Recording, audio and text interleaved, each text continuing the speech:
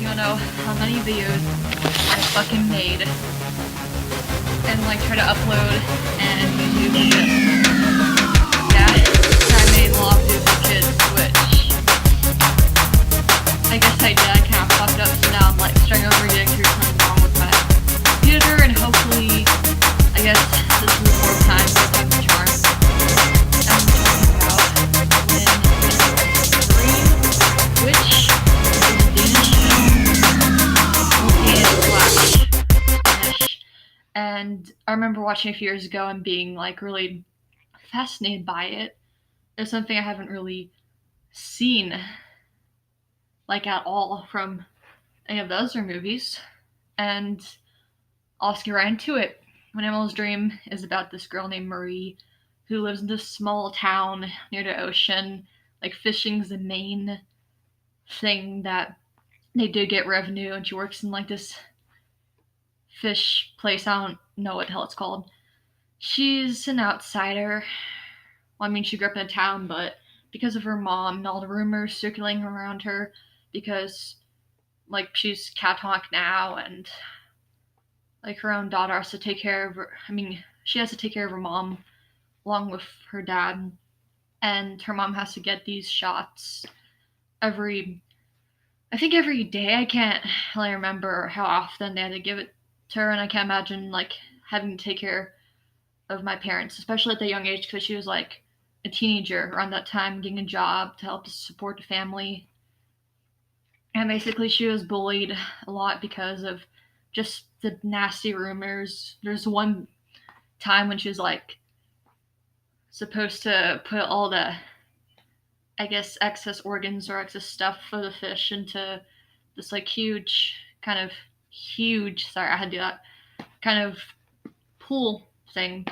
They pushed her in like this really gross fish water, and they pretended like it was orientation kind of ritual or whatever. But it was just, obviously just bullying. There's this one guy though who was super nice to her and like stood up for her, and he was also bullied, not as much as she was, but he was, also made fun of by the resident asshole of that town. Basically, as time goes on, she notices things about her that are changing. It's very gradual. I like how it's not like very like fast. It's kind of like puberty where it just happens over time. It's kind of like this. And she eventually finds out that the reason why her mom is in a catatonic state is because she was experimented on by these scientists.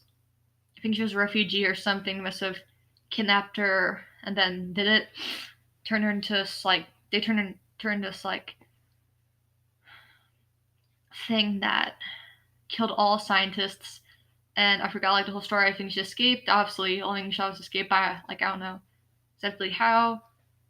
And she found her dad.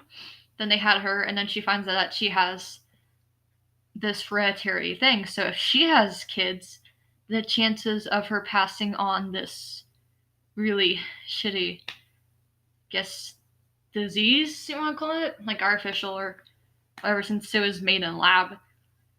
And yep, like she slowly just becomes more aggressive, and like people start noticing. Eventually her mom commits suicide because she can't take like it anymore, and it's just, that part's unfortunate. Like really, just anytime I see suicide in a movie, I just, anyways, so they have a funeral for her, and then it gets more and more, after mom died, more and more aggressive and stuff.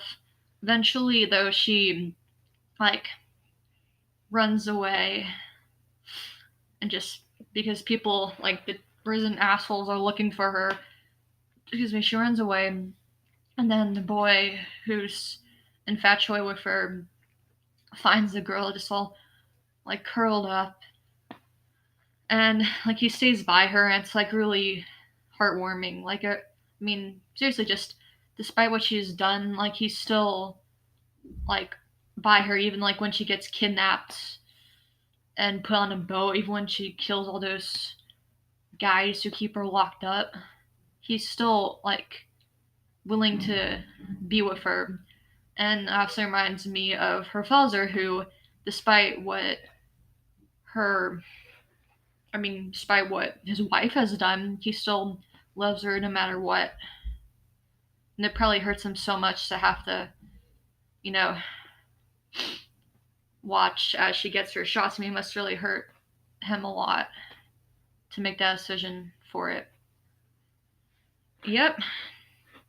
It's not a very clunky movie, but and the pacing is a bit slow, but I also like that just gradually goes over time. So if you kind of like a slow burn sort of movie, and like it's a little gory, it has some horror elements, of course, because she's just changing into this thing, like gets more hair all over her body. It's just, yeah, she basically becomes this monster, and it's interesting because it's kind of like lycanthropy in myths and legends, but unlike the myth where people turn werewolves on a full moon, then the next day, like they lose all their hair and they turn back into human.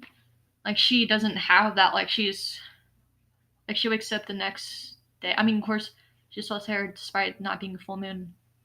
And it's just really interesting how they just took the myth and kind of reminds me of like the Wolfman or something like that.